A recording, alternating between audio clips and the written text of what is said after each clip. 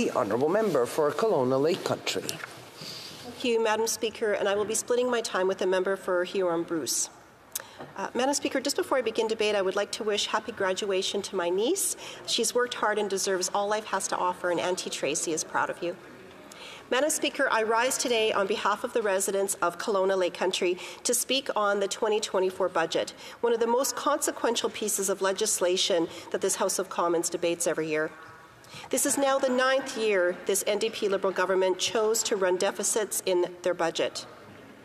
I was in my community all last week meeting with businesses, not-for-profits, attending all kinds of events, and had days with back-to-back meetings with people who reached out. Not one person said they were happy with this Liberal budget. One resident said that this budget is like throwing spaghetti at a wall. Another said her family has lived in the Okanagan for generations, and now the whole extended family is considering leaving Canada as no one can get ahead.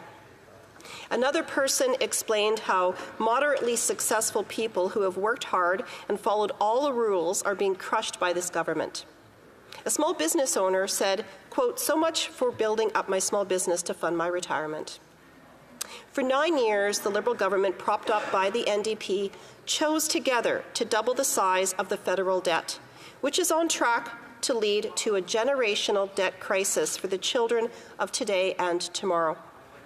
They chose together to support expensive third-party consultants at the same time as seeing a decline in accountability in federal department services, with many departments not meeting their own minimum service standards. They chose together to increase taxes, including carbon tax, excise tax, and payroll tax. What are the results of the Liberals being propped up by the NDP choices? A cost of living crisis that is destroying the spending power of working-class families, causing a record number of Canadians having to go to the food bank and people losing hope. After 9 years of this Prime Minister, it now takes the same amount of time to save for a down payment on the average home that it used to take to pay it off. People with less quality of life than the previous generation. People with more mental health and addiction issues than any time in the past. I was hopeful that the Liberal ministers in their 9th year of government might listen to Canadians. Conservatives were clear about what we wanted in this budget to support it.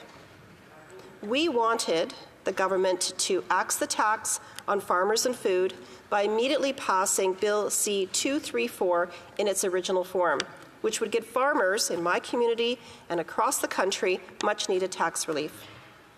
We wanted them to build homes, not the bureaucracy, by requiring cities permit 15% more home building each year as a condition for receiving federal infrastructure funding. We wanted them to cap their wasteful spending with a dollar-for-dollar rule to bring down interest rates and inflation, which presently impacts Canadians in many ways, including mortgage renewals. Just like a family managing their household budget, Ottawa should always look to find a dollar in savings before looking for a dollar in new spending. Sadly, this NDP Liberal government did not meet any of these common sense requests. The Finance Minister has again chosen the same inflationary deficits that have pushed Canadians into a cost of living crisis. Now, in listening to the Minister of Finance present her budget, I was particularly struck by one line.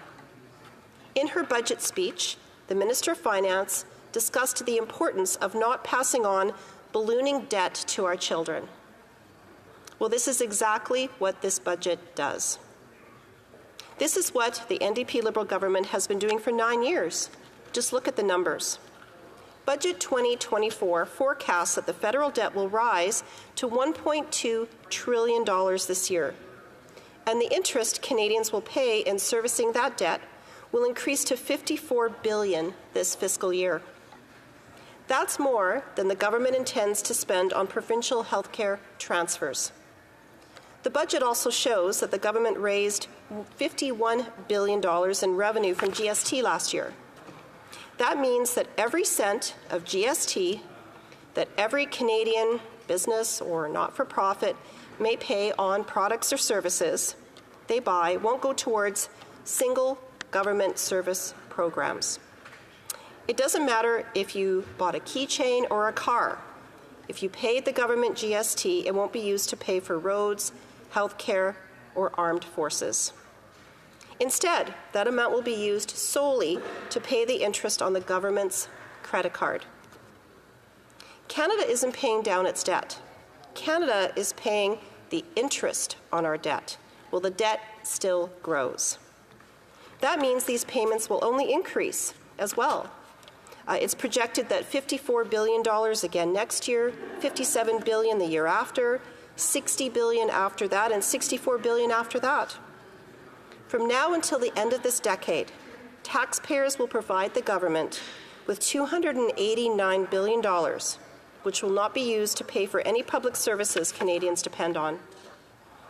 Now, as the Shadow Minister for Persons with Disabilities, I've been greatly concerned with the government's string of broken promises regarding the Canada Disability Benefit, which all parties in this House supported. The Liberal Minister for Persons with Disabilities will not even acknowledge that persons with disabilities are in a cost of living crisis. I asked her 3 times yesterday at the Human Resources Committee, and the most she would say is, quote, "It's been a challenging time." Challenging time? We had testimony during the Canada Disability Benefit legislation at the Human Resources Committee where persons with disabilities were considering medical assistance in dying because they couldn't afford to live.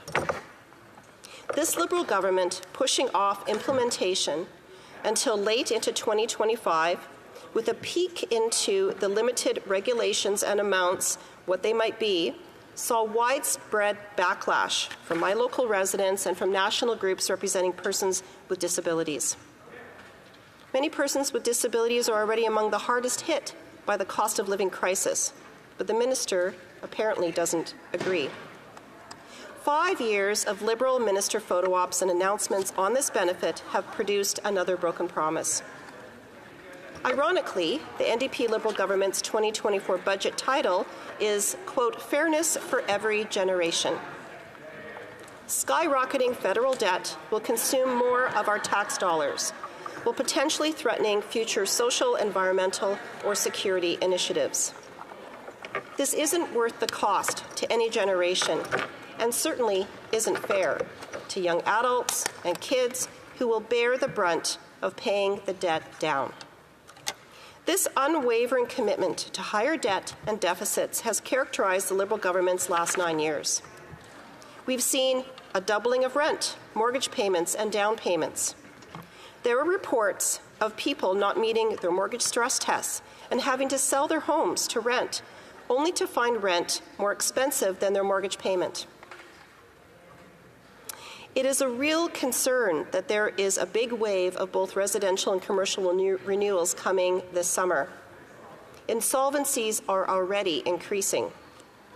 This budget projects unemployment to rise to 6.5% this year, despite the employment minister telling us at the Human Resources Committee in December that he had a plan to address it.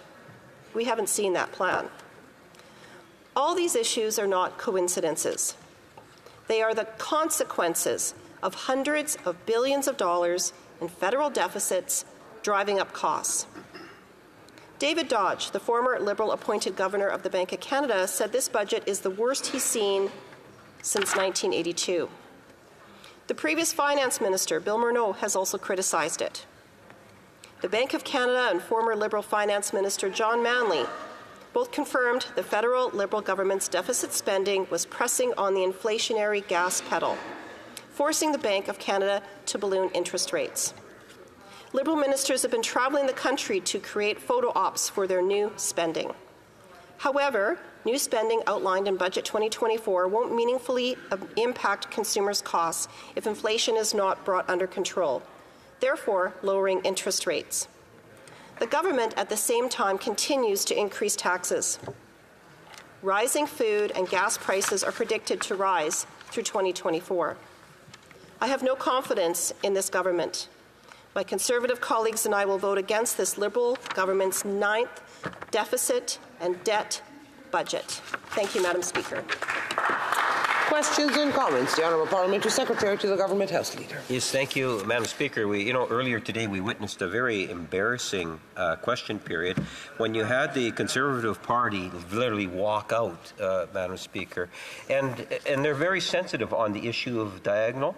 A very far right-wing group, extreme right, all sorts of concerns in regards to it, and the leader of the Conservative Party refuses to disassociate himself with that organization. This is the same far extreme right that talks about cuts and cuts and cuts and very anti-government. I'm wondering if the member across the way would like to put some distance between her and that association and the leader of the Conservative Party. The Honourable Member for Sherwood Park for Saskatchewan on a point of order. Madam Speaker, I would be loath to claim that the member was intentionally misleading the House. However, in the interests of informing him, and I wonder if I could seek the unanimous consent of the House to table a statement made by the Leader of the Opposition, specifically in extremely strong terms, denouncing the very organization that the member mentions. Will I have the unanimous consent to table that statement? Opposed to the Honourable Member moving the motion will please say nay. The Honourable Member doesn't have unanimous consent. The Honourable Member for Kelowna Lake Country. Who would want to have Parliamentary Secretary on the same point of order? Madam Speaker, I would ask if I could have unanimous consent in order to table an editorial where the leader of the Conservative Party is advised he should steer clear of the far-right extremists, and I would quote directly from it. The leader of the Conservative Party did tell the group of protesters to keep... Yes, we're not going to start a debate on the issue. It has absolutely nothing to do with the affairs of government. The Honourable Member for Kelowna is the Honourable Member for the Honourable Member for Skeena-Buckley Valley on a point of order. Yes, we're talking about clarity. Gets on. There it is. Because we're talking about clarity, I believe the Parliamentary Secretary referred to the incorrect name for the organization in question. He called them Diagonal, and just so that we're all on the side of the angles, I want to make sure that... Okay, we are not going to start that debate. It has nothing to do with the business of government. The Honourable Member for Kelowna Lake Country. Thank you, Madam Speaker, and thank you for clarifying that we're here to talk about the business of government and Budget 2024.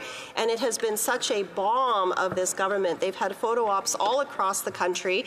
It has been an absolute failure. They thought that rolling it out early in advance, piece by piece, would have huge uptake in the love of the budget, and that's absolutely not what's happened. We're debating the budget here today, and I spoke quite a bit about all of the issues that have been created by deficit spending, and it's just it is not working. 9 years of deficit spending is not working, and it's crushing Canadians' bank accounts. Questions and comments. The Honourable Member for La Pointe-Lille. Thank you. In this budget, there's a lot of interference in Quebec's jurisdiction and the province's jurisdiction. For example, pharmacare, dental care. Quebec already has that, but the government refuses to give compensation. What does my colleague think of that? Member for Kelowna Lake Country.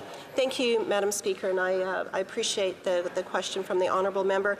You know what's really interesting is this Liberal government seems to feel that if they take something over, that it will be more cost-effective, more efficient, less red tape, and run better. And in fact, it's the exact opposite. We have seen that with everything that they touch, whether it's internal services or whether it's programs that they create. So I really don't have confidence at all in this government with taking on programs. We see at even within the government departments how they're not even meeting their own service standards internally, and a lot of the programs that they've taken on have been have not worked and have been a failure in many ways. So whatever they touch, they seem to break. Questions and comments? The Honourable Member for Kitchener Centre. Thank you, Madam Speaker. The member for Kelowna Lake Country made some really important remarks at HUMA committee yesterday to the minister, pointing out the extent to which folks with disabilities are living in legislated poverty. I appreciate her for making those comments. I wonder, though, if there were a Conservative government one day in the future and the Canada Disability Benefit was in place at a level that would lift folks with disabilities out of poverty, in that situation, is that a benefit that would remain in place over time? The honourable member for Kelowna Lake Country. Thank you, Madam Speaker, and I appreciate the comment from the honourable member. And he was at our committee yesterday, and he asked some really good questions of the government, where he was actually asking for documents. So we'll look forward to those coming forth to the committee. And Conservatives on this side supported the disability benefit from the very beginning. We did not do anything to withhold the legislation. In fact, we did as much as we could to expedite it back when we were debating it, and it was in it was committee. So we have supported. It was Bill C-22, and we supported it right from the very beginning. Member for Bow River. Mr. Speaker, to my colleague, I know in the riding she's from, there's many people that she meets with, many small businesses, many people that she would meet in smaller communities. And like I assume that she spoke to a lot of people, as I did this past week, and I heard nothing but negative about this budget, not one positive. Is that the similar response that you had? The honourable member for Kelowna Lake Country. Thank you, Madam Speaker, and I thank my colleague for the question. Absolutely. I mean, I'm talking to small business owners all the time from my community and across Canada, and in particular, being home last weekend, it was a #1 topic that I heard. You know, many of them, especially in the tourism and hospitality sector, they haven't gone back to their pre-pandemic levels. Many of them incurred a lot of debt during that time, and they're still not able to pay it off. And what they're seeing is just a continual increase of costs. You know, they've got the carbon tax that's increasing the cost of everything that is transported. I'm in a region where we have wineries and breweries. The excise tax is affecting them. Payroll tax went up. It's overall not a good news story.